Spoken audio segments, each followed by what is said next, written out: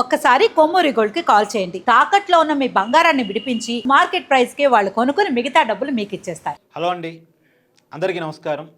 ఈరోజు వైఎస్ఆర్ కాంగ్రెస్ పార్టీ ఆవిర్భావ దినోత్సవం. మాజీ ముఖ్యమంత్రి వైసీపీ అధినేత వైఎస్ జగన్మోహన్ రెడ్డి గారు ఈరోజు జెండా ఎగరేసి పార్టీ క్యాడర్ని ఉద్దేశించి మాట్లాడారు. అయితే అసలు వైసీపీ పార్టీ ఎందుకు పుట్టింది, దాని ఉద్దేశాలు ఏంటి, దాని లక్ష్యాలు ఏంటి, అది ఏ పరిస్థితుల్లో ఇవాళ ఉంది, ఏ పరిస్థితిలో ఉందో ముందుగా మాట్లాడుకోవాలి. తర్వాత అసలు ఈ పార్టీ ఎందుకు పెట్టారు, ఎవరు పెట్టారు, ఏ లక్ష్యాలతో పెట్టారు అనేది కూడా మీకు క్లియర్గా వివరిస్తా. ఈ పార్టీ పెట్టిన వ్యక్తి ఇవాళ ఏం చెప్తున్నాడో ఆ పార్టీ గురించి కూడా మీకు వివరిస్తా. ముందుగా అసలు పార్టీ ఉన్న పరిస్థితి గురించి మాట్లాడుకుందాం. వైసీపీ అనే ఒక రాజకీయ పార్టీ ఆంధ్రప్రదేశ్లో అవతరించిన తర్వాత, జగన్మోహన్ రెడ్డి గారి చేతిలోకి ఈ పార్టీ వెళ్ళిన తర్వాత, జగన్మోహన్ రెడ్డి గారి పొలిటికల్ లైఫ్ ఒక్కసారిగా టర్న్ అయిపోయింది. కానీ నిజానికి ఈ పార్టీ తన చేతుల్లోకి వచ్చే నాడే జగన్మోహన్ రెడ్డి గారు తీవ్రమైన కష్టాల్లో ఉన్నారు. సిబిఐ ఈడీ కేసులు, జైలు జీవితం, ఇవన్నీ వరుసగా ఇబ్బందులు. కొత్త రాజకీయ పార్టీ క్లిక్ అవుతో లేదో తెలియదు, ఎవరు అండగా ఉంటారో ఎవరు అండగా ఉంటారో తెలియదు. అలాంటి పరిస్థితుల్లో ఒక రాజకీయ పార్టీ పెట్టుకుని ఒక ఛాలెంజ్ గేమ్ జగన్మోహన్ రెడ్డి గారు తీసుకున్నారు. నిజంగా చెప్పాలంటే జగన్మోహన్ రెడ్డి గారు ఒక ఛాలెంజ్ గేమ్ తీసుకున్నారు, ఛాలెంజ్ టాస్క్ని తీసుకున్నారు. కాకపోతే ఆయనకి బాగా వర్కౌట్ అయింది ఏంటంటే వైఎస్ రాజశేఖర్ రెడ్డి గారి సానుభూతి వెలువ జగన్మోహన్ రెడ్డి గారికి బాగా కలిసి వచ్చింది. ఆయన చేసిన ఓదార్పు యాత్ర ఆయనకి బాగా జగన్మోహన్ రెడ్డి గారికి ఒక మార్కు చేసుకొచ్చి పెట్టింది. ఆ రోజుల్లో జగన్మోహన్ రెడ్డి గారికి ఉన్న పేరు ఏంటంటే అయితే జనంలో ఉన్నాడు లేదా జైల్లో ఉన్నాడు, రాజశేఖర్ రెడ్డి గారి బిడ్డ అనేటువంటిది బాగా ముద్రపడిపోయింది. జగన్మోహన్ రెడ్డి గారి క్లిక్ కావడానికి ఉన్న కారణం రాజశేఖర్ రెడ్డి పేరుకున్నటువంటి గొప్పతనం. ఆయన ఆదరణ జగన్మోహన్ రెడ్డి గారికి కలిసి వచ్చింది. దాన్ని కలిసి వచ్చేలా చేసుకోగలిగారు. విపరీతమైన సానుభూతిని తీసుకొచ్చారు, ఆ సానుభూతిని దానికి అనుకూలంగా మార్చుకున్నారు. సో ఆ విషయంలో జగన్మోహన్ రెడ్డి సక్సెస్ అయ్యాడు. అందుకని ఆ కష్టాలని పెద్దగా ఇబ్బంది పడ, ఆ రోజు ప్రజాభిమానం జగన్మోహన్ రెడ్డికి ఉన్న దాంతో పోలిస్తే అతనికి పడ్డ కష్టాలు, అతని జైలు జీవితం అవన్నీ పెద్ద విషయం కాదు. పైగా కుటుంబం మొత్తం జగన్మోహన్ రెడ్డి గారికి ఆ రోజు అండగా నిలబడింది. ఇదొక ప్లస్ పాయింట్ జగన్మోహన్ రెడ్డి గారికి. ఆనాటి వరకు రాజకీయాలతో సంబంధం లేని విజయమ్మ బయటకు వచ్చి కన్నీరు పెట్టుకుంటూ మాట్లాడింది, షర్మిలమ్మ పాదయాత్ర చేసింది. సో ఇవన్నీ జగన్మోహన్ రెడ్డి గారికి కలిసి వచ్చిన అంశాలు. రాజశేఖర రెడ్డి బిడ్డగా జగన్మోహన్ రెడ్డి గారిని ఎలివేట్ చేయడానికి ఎవరి ప్రయత్నం వాళ్ళు చేశారు. ఇంకోటి ఏంటంటే కాంగ్రెస్ పార్టీకి దేశవ్యాప్తంగా ఇబ్బందికరమైన పరిస్థితి, గడ్డు పరిస్థితి. ఇప్పుడు కాంగ్రెస్ పార్టీ కిల్లైతే ఆ ఓట్ బ్యాంక్ ఎట్టుకోవాలి. పైగా ఆంధ్రప్రదేశ్లో రాష్ట్ర విభజన వల్ల పూర్తిగా కాంగ్రెస్ పార్టీ అసలు వద్దు, ఈ పార్టీయే మాకొద్దు అనుకునే పరిస్థితి. ఆ పరిస్థితుల్లో ఆ కాంగ్రెస్ ఓట్ బ్యాంక్కి ఒక ఆప్షన్గా వైఎస్ రాజశేఖర రెడ్డి కుమారుడు జగన్మోహన్ రెడ్డి దొరికాడు. వాళ్ళు టీడీపీ వైపు రాలేరు, ప్రజారాజ్యం పార్టీ లేదు, క్లోజు, కాంగ్రెస్ పార్టీలో కలిసిపోయింది. ఇక వేరే ఆప్షన్ లేదనుకున్నప్పుడు anti TDP vote bank, anti Chandrababu vote బ్యాంక్కి మిగిలిన ఏకైక ఆప్షన్ వైఎస్ఆర్ కాంగ్రెస్ పార్టీ. వాళ్ళు జగన్మోహన్ రెడ్డి వెనకాల ర్యాలీ అయ్యారు. జగన్మోహన్ రెడ్డి గారు 2014 మొట్టమొదటి సార్వత్రిక ఎన్నికల్లో, నిజానికి వైసీపీ పార్టీ ఎన్నికలని పార్టీ పెట్టినాడే ఫేస్ చేసింది, అంటే ఉప ఎన్నికలు. ఆ రోజు జగన్మోహన్ రెడ్డి గారి సపోర్ట్గా అధికార పార్టీని కాదని, కాంగ్రెస్ పార్టీ రాష్ట్రంలో అధికారంలో ఉంది, కేంద్రంలో అధికారంలో ఉంది, అది ఉమ్మడి రాష్ట్రం కాదని చాలామంది రాజీనామాలు చేశారు. మంత్రి పదవులకు కూడా రాజీనామా చేశారు. తెలంగాణలో కొండా సురేఖ రాజీనామా చేశారు, ఆంధ్రాలో చాలామంది రాజీనామా చేశారు. దాదాపు 21 మంది అనుకుంటా, ఐ థింక్ రాజీనామాలు చేశారు. రాజీనామా చేసిన ప్రతి ఒక్కళ్ళు ఉప ఎన్నికలకు వెళ్ళి మామూలు మెజార్టీలతో గెలవలే. అసలు జగన్ వేవు మామూలుగా లేదనుకునే పరిస్థితి ఆ రోజుల్లో. ఉప ఎన్నికలు పెద్ద పెద్ద మెజార్టీలతో గెలిచారు. జగన్ సానుభూతిగా అధికార కాంగ్రెస్ పార్టీని వదులుకొని ఎన్నికలకు వెళ్ళిన వాళ్ళు, ఈ బాలినేని శ్రీనివాసరెడ్డి, వీళ్ళంతా, పిల్లి సుభాష్ చంద్రబోసు, వీళ్ళంతా చాలా పెద్ద ఎత్తున గెలిచారు. సరే 2014 ఎన్నికల్లో మొట్టమొదటి సార్వత్రిక ఎన్నికలు ఎదుర్కొన్నాడు. 67 సీట్లు 2014లో వచ్చాయి. అపోజిషన్ లీడర్ కాగలిగాడు. మొదటి ఎన్నికల్లోనే 67 సీట్లు రావడం అంటే చాలా గొప్ప.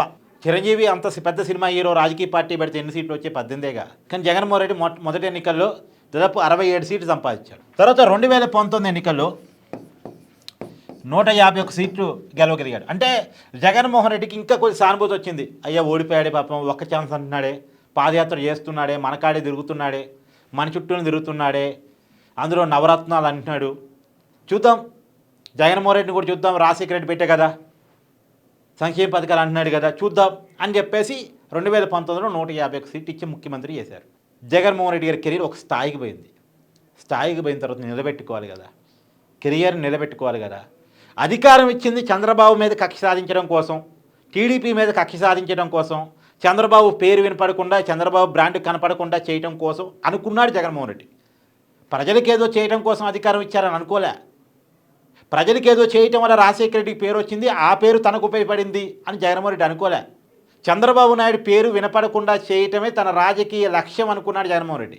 తనకంటూ ఒక బ్రాండ్ నిర్మించుకుందామని కానీ, తనకంటూ ఒక మార్కు వేసుకుందామని కానీ ప్రయత్నం చేయకుండా, ఎంతసేపటికి టీడీపీ నాయకుల మీద కేసు పెట్టామా, అరెస్ట్ చేసామా, లోపలేసామా, 4 తన్నులు తన్నామా, చంద్రబాబు నాయుడు కూడా లోపలేసామా, ఇదే పని మీద జగన్మోహన్ రెడ్డి పరిపాలనతో కొనసాగింది. సరే, జగన్మోహన్ రెడ్డి గారు ఆయన ఇచ్చిన హామీల మేరకు బటన్ నొక్కుడు, డబ్బులు బండి మాత్రం చేశాడు.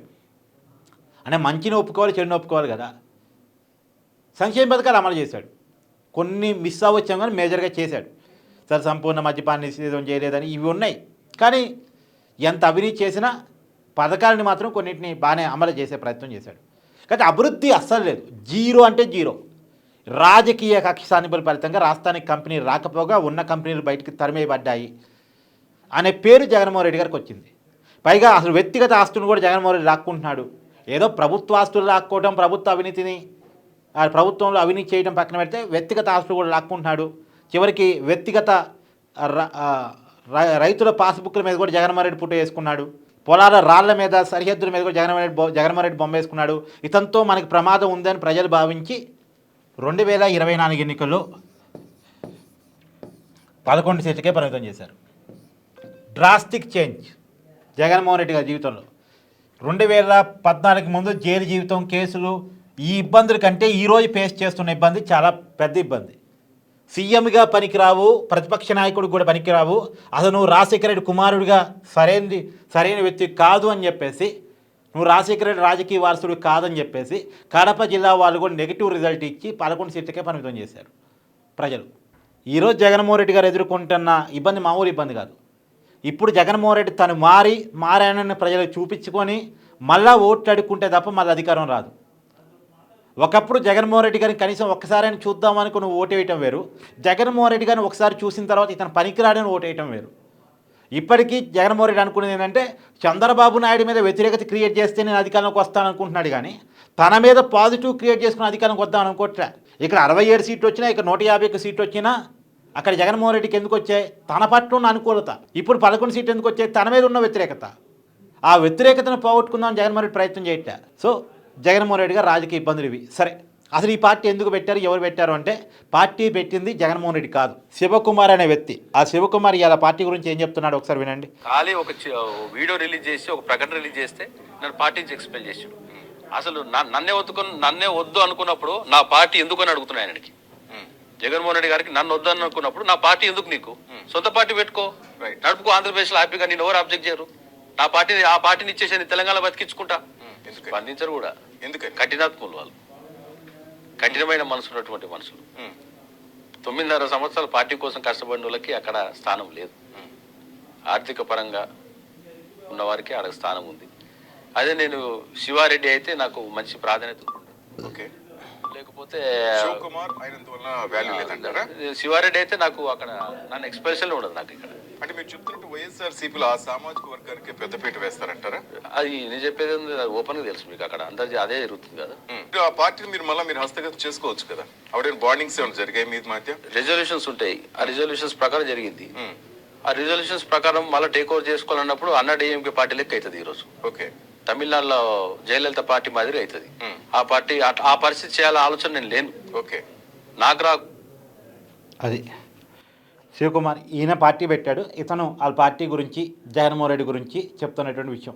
పార్టీని లాక్కున్నాడు, పార్టీ నుంచి నన్నే నెట్టేశాడు అని ఆయన చెప్తున్నాడు. సరే, మీ అభిప్రాయాన్ని కూడా కామెంట్ చేయండి. Thank you.